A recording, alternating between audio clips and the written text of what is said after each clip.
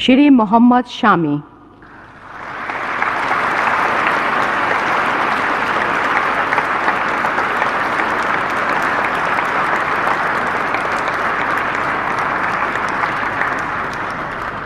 श्री मोहम्मद शामी एक उत्कृष्ट क्रिकेटर हैं।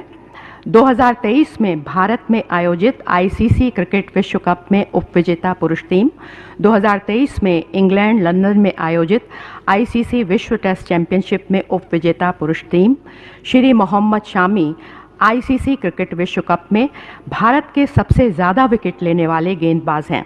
श्री मोहम्मद शामी को क्रिकेट में उनकी उत्कृष्ट उपलब्धियों को मान्यता प्रदान करते हुए वर्ष 2023 के लिए अर्जुन पुरस्कार प्रदान किया जाता है।